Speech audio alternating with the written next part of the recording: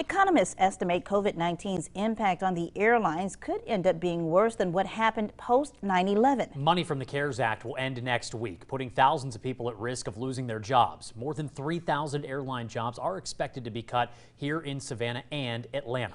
WSAV News 3's Jessica Coombs is live at the Savannah Hilton Head International Airport this morning with a closer look at some of the impacts happening here at home. Good morning, Jessica.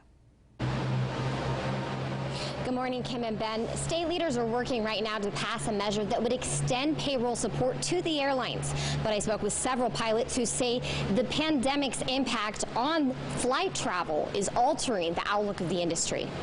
As the student progresses. Zach Hartley, the chief flight instructor at Savannah Aviation, says the journey to become an airline pilot is extensive. But for many, the payoff of reaching their 1,500 plus hours of training is the potential to land a job with an airline. Well, once they got there and COVID-19 hit and all the air travel kind of stopped, well, now a lot of those people ended up being furloughed, especially if they didn't have the seniority involved with the company.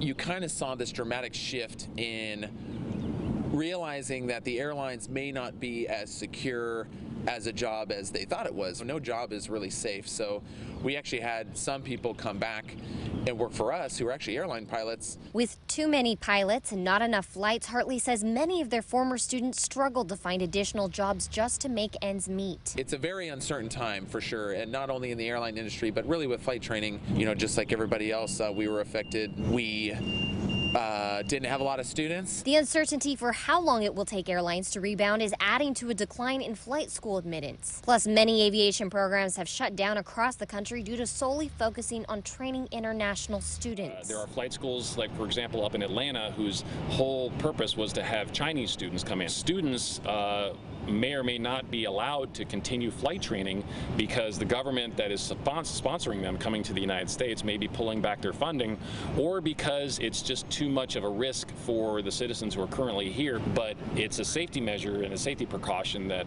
flight schools have to take.